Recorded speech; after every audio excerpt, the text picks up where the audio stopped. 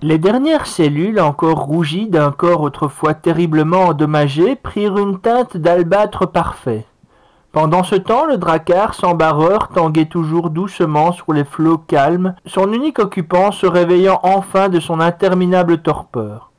Après avoir tâté un moment le bois de l'embarcation comme pour vérifier qu'il n'était pas en train de flotter sur un nuage cotonneux à cause du roulis à queue, l'étranger se débarrassa d'un geste mollasse du bandeau ocre qui lui masquait encore la vue.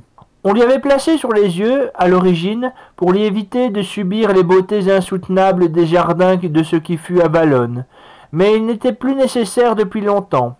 Il ouvrit les yeux avec difficulté sur le monde étrange et flou qui l'entourait. Par-delà les brumes marécageuses dominant le firmament, il distinguait un dôme de ciel vert comme une eau fangeuse dans lequel il pouvait voir de minuscules branches mauves. Un ciel sans étoiles, sans soleil, sans lune, juste des pigments de filigrane pourpre sur une infinité de kakis.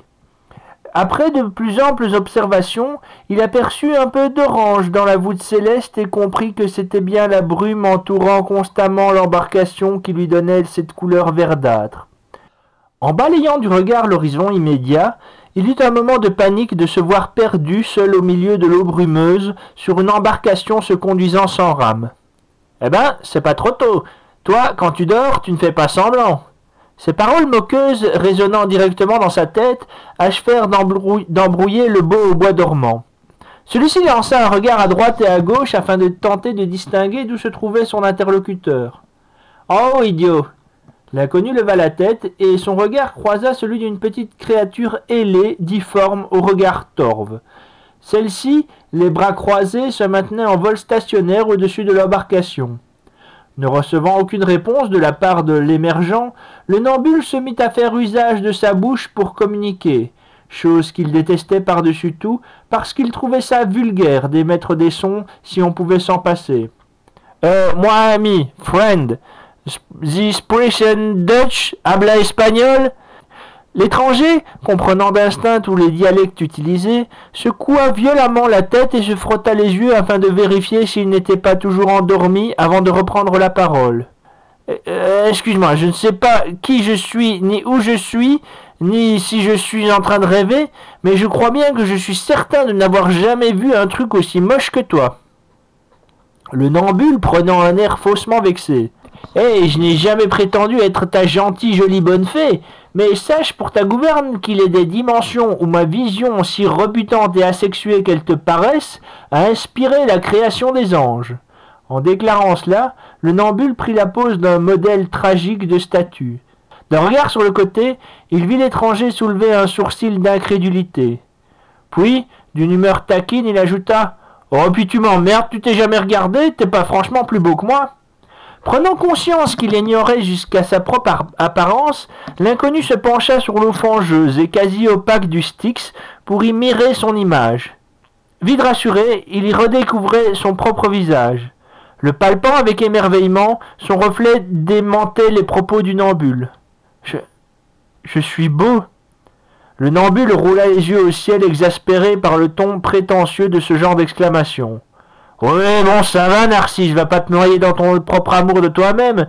Sans vouloir te dégonfler les chevilles, les vêtements elfiques, ça joue beaucoup. » L'étranger, sentant à quel point il avait été mal compris par la créature quant à la nature de son ton enjoué, « Non, je veux dire par là que je me souviens très bien que je ne ressemblais pas à ça. Avant, je me souviens que j'étais laid, vraiment laid, mais laid à faire peur. Mais ce n'est plus le cas. Il a dû m'arriver quelque chose de vraiment hors du commun pour que je... » Puis, prenant enfin conscience de ce que l'on lui avait dit. « Des elfes ? Tu as parlé d'elfes ? » ?»« Oui, tu m'as bien entendu. Pourquoi est-ce que les gens ont toujours la trique quand on parle d'elfes ? Mais je t'en prie, ne brûlons pas les étapes. Je me présente, on m'appelle le Nambule. On, les elfes en question, enfin quelqu'un qui vit parmi eux, pour être exact, m'a confié la mission de veiller sur toi et de te servir d'interprète au besoin. Et toi, qui es-tu au juste ? Je crois que je m'appelle... Après un effort douloureux pour faire fonctionner sa mémoire défaillante, je ne sais plus. C'est comme si je vivais un rêve, mais dans les rêves, lorsqu'on devient conscient qu'on rêve, on se réveille, non ? Pourquoi est-ce que c'est pas le cas ici ? Un jour, je le sais avec quasi-certitude, j'ai été très amoureux. C'est tout ce dont je me souviens. C'est l'unique sensation qui me revient en mémoire. Un amour intense. Le contact de la chair, une fusion d'esprit, un flash, et puis un vide, un manque. Mon Dieu, un manque vertigineux. Le Nambule lança un regard à l'étranger semblant à présent perdu, prostré dans une forme avancée de mélancolie, écœuré par la mièvrerie du moment, il la rompit d'un « Ah, c'est bon, on a pigé, t'étais amoureux et ça s'est sans doute mal fini, comme toujours. Ouais. Mais bon, on a tous notre croix à porter. Alors, on peut passer à autre chose ? Si ça peut te rassurer, en ce qui me concerne, je me souviens d'avoir été autrefois un mauvais homme, constamment en quête de richesses perdues et qui ne crachait pas trop sur la picole. Je me souviens un jour, après avoir découvert les ruines de la légendaire Mist Dramor, le tout premier fief des elfes, d'avoir un petit peu profané un tombeau de leur roi que je venais d'exhumer. L'étranger eut un nouveau regard perplexe, sa curiosité avait été piquée. Bien que ne l'ayant pas demandé, il n'était pas très sûr de vouloir connaître exactement la jeunesse de son compagnon. Bon, ok, dans l'euphorie du moment, je l'admets, j'ai peut-être légèrement pissé dans la bouche du cadavre d'un grand roi parfaitement conservé. Mais bon, pisser sur un elfe, il n'y a personne qui l'a jamais fait avant moi, non? Celui qui n'a jamais eu envie me jette la première pierre. C'est juste que moi j'en ai eu la possibilité. Je suis un précurseur, un avant-gardiste. Bref, du coup, v'là-t-il pas que, avant même que je finisse d'égoutter mon sexe, la forme éthérée du fantôme du roi en question apparaît pour me juger, et pouf, l'instant d'après, j'étais maudit, condamné à être au service des elfes sous cette apparence grotesque pour l'éternité. C'est étonnant. Oui, on a toujours tendance à croire que les elfes sont tout beaux, tout gentils, on ne les imaginerait pas si rancuniers. Non, je trouve étonnant que tu t'en sortes à si bon compte et avec l'immortalité en prime. Pisser sur le cadavre d'un roi, elfe ou pas, bon sang, qu'est-ce qui te passait par la tête? Si ça avait été moi, je te jure que je t'écorchais vif et que je te trempais tout entier dans une mare de sel. Pourquoi tant de haine? C'est pas très sain, tu sais. Du coup, ça ne m'étonne pas que les elfes trouvent les humains si frustres et qu'ils aient eu envie, à la première occasion, de te bazarder dans un dracard en route vers nulle part. Les humains? Mais laisse tomber. L'étranger allait signaler au Nambule que, d'après ses dires, il en avait été un, lui aussi. Mais il sentit également que l'ironie de la situation passerait carrément au-dessus de sa petite tête d'hypocrite si prompte à réarranger la réalité à sa guise. Bon, où est-ce qu'on se dirige, du coup? Je sais pas. Ils ne t'ont donné aucune instruction? Non, ils m'ont juste demandé de t'accompagner pour que tu meures pas tout seul. Mais tu sers vraiment à rien, en fait. Ouais, je crois que c'est la seule certitude que tu peux avoir. D'où est parti ce bateau? D'Avalon. Et ça se situe où, ça, Avalon? Au nord-est, au pied d'Yggdrasil, paraît. Bien, on n'a qu'à y retourner pour demander aux elfes. Oui, après on courra après les arcs-en-ciel pour choper le chaudron d'or qu'il y a au bout.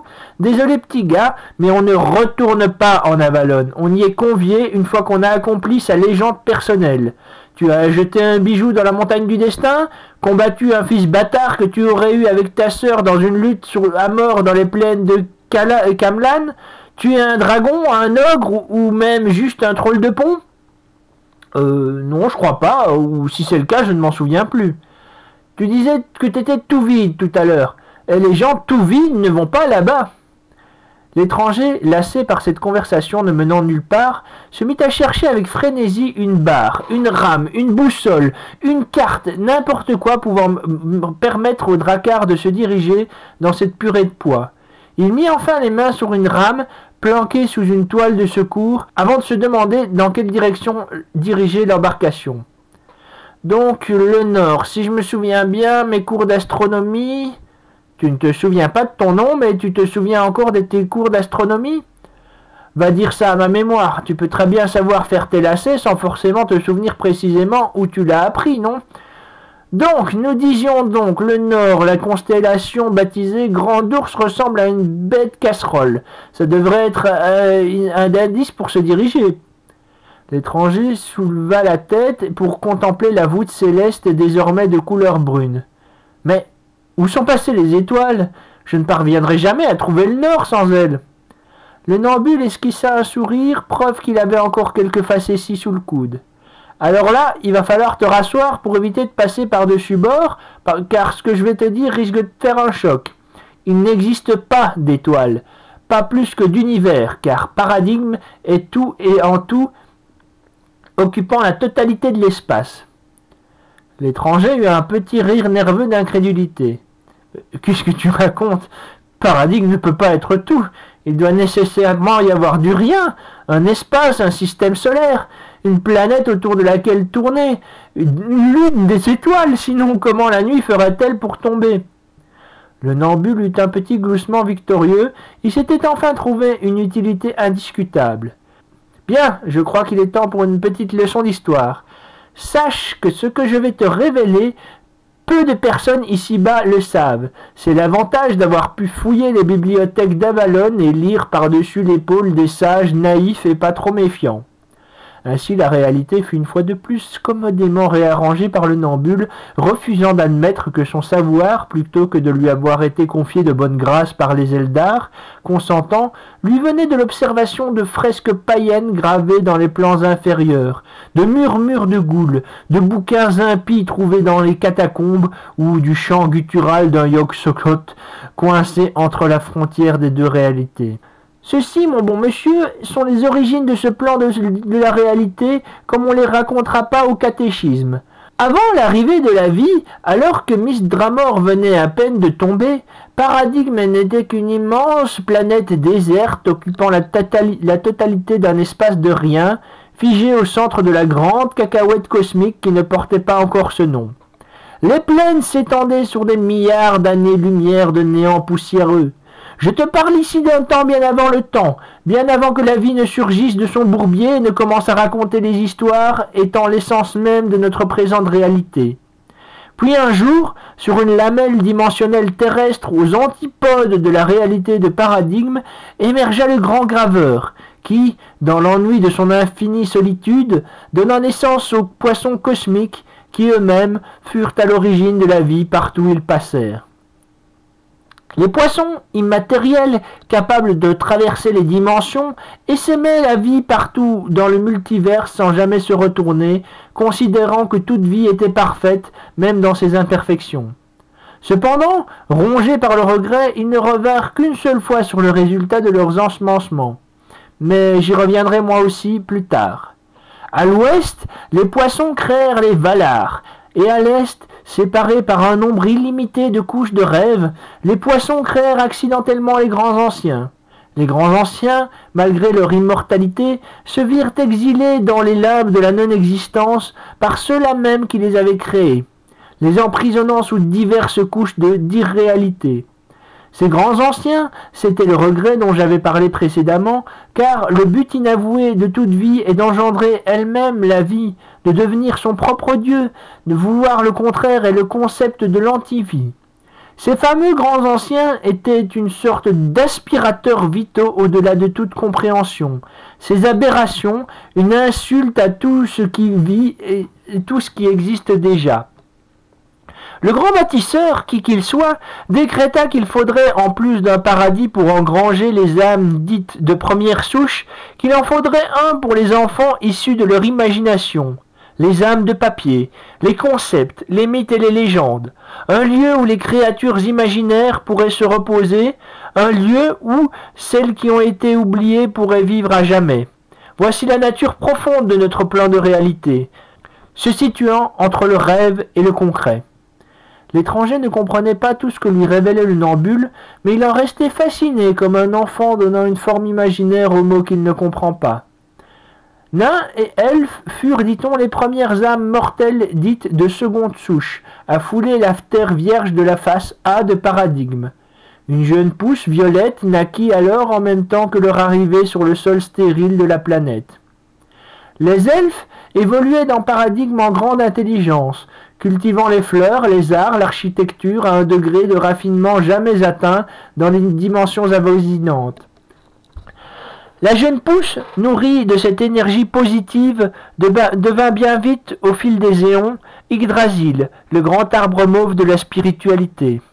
Cosmiquement parlant, un néon est un clin d'œil face à la vastitude de l'univers, donc le bien vite n'est, dans le cas présent, pas mal utilisé par le Nambule, pourtant pas le conteur le plus tatillon du monde. Mais les elfes furent bien vite suivis de leurs âmes damnées, leurs cousins maudits, les orques. Et de l'autre côté de la planète Galaxie, comme tout bienfait se doit de posséder sa contrepartie maléfique, émergea, au centre de la Terre, une toute autre pousse, Urkrop, le grand fungus doré du matérialisme. Vint alors la période du chaos, où s'affrontèrent les elfes et les orques, poussés par le reine Atavik, comme si une planète occupant tout l'espace était encore trop petite pour contenir les deux races à la fois. Puis, les légendaires guerriers humains apparurent et s'impliquèrent eux aussi dans le conflit, jurant allégeance à un camp ou à l'autre en fonction de leur nature profonde. Pour un roi Arthur rejoignant le camp des elfes, il y avait toujours un Mordred pour rejoindre celui des orques. Après des éons de massacres d'un côté comme de l'autre, renvoyant les âmes des trépassés reprendre leur cycle de réincarnation afin de nourrir une guerre sans fin, les combats sanglants s'estompèrent peu à peu, car les camps finirent par être las du statu quo constant auquel la réalité les soumettait. Une légende, quelle que soit sa nature ou son alignement, en vaudra toujours une autre. Après les violences, on commença à enterrer les morts, ou du moins on les laissa se faire bouffer par les scolopendres du néant afin de reprendre une vie normale. Une vie offrant à l'art, à la culture et aux âmes de troisième souche, c'est-à-dire des enfants des êtres de légende ici de l'imagination des hommes, le loisir de se développer. Les elfes établirent les terres d'Avalon autour d'Yggdrasil à l'extrême nord-est, et les orques prirent leurs quartiers à l'extrême sud-ouest, en s'établissant au fin fond de la terre, afin de faire encore décroître les chances d'y rencontrer leurs détestables cousins parfumés. Et tandis que tous lèchent aujourd'hui leurs blessures, les racines d'Yggdrasil et d'Urkrop, elles, continuent à se livrer un combat constant et invisible dans les moites entrailles de paradigme. Et ce, jusqu'au cœur de destinée, l'unique étoile de ce plan et dont on suppose que la vie a surgi. L'étranger ferma la bouche, comprenant que le récit venait de prendre fin. Alors ? Bah, c'est tout. C'est tout. Non, Michel-Ange en pâte à sel, il est pas bien ce gars-là. Je fais des efforts de mémoire inhumains pour lui révéler avec panache les origines secrètes de l'existence, et il me demande si c'est tout. Ah bah, c'est une très jolie histoire, je le reconnais, mais elle n'a pas de fin ni de morale, et ça ne nous indique toujours pas où il faut aller. Mais réfléchis un peu. Si je te dis tout ça, c'est justement parce que cette histoire, comme tu le dis, réclame une conclusion. La paix semble être juste l'interlude pour permettre aux gens d'aller refaire le plein de pop-corn et d'aller faire une pause pipi. Ça commence à peine à s'agiter un peu partout, et des créatures qui étaient jusque-là restées discrètes commencent à refaire surface afin de s'attaquer aux innocents. Ce que je veux dire, c'est qu'il se murmure dans l'ombre que les guerres du chaos pourraient bien reprendre, et je suppose que ça pourrait aussi expliquer ta mystérieuse venue soudaine à Paradigme. Après tout, tu es peut-être celui qui fera pencher la balance d'un côté une bonne fois pour toutes, même si je ne vois pas trop comment. Le visage de l'étranger sembla se troubler un instant. Je ne me sens pas l'étoffe de quelqu'un de cette envergure. Remporter une guerre si vaste, si intemporelle, personne ne devrait la voir, avant de s'illuminer. Mais c'est un indice sur l'endroit où je dois me rendre si je veux faire mes preuves et gagner mes galons pour pouvoir revenir en Avalon. Allez, en route vers le sud-ouest. Empli d'une énergie nouvelle, l'étranger s'empara d'une rame, la plongea dans l'eau avec enthousiasme avant de baisser de nouveau les épaules après un court instant de réflexion. Abattu, il reposa doucement la rame à l'intérieur de la barque, s'assit dans le fond, la tête posée sur ses bras croisés, afin de laisser l'embarcation se diriger au gré du hasard. Le Nambule traduisit ce subit changement d'humeur par un « Sans les étoiles, tu ne sais toujours pas où ils ont placé le sud chez nous, hein ?» Oh, la ferme!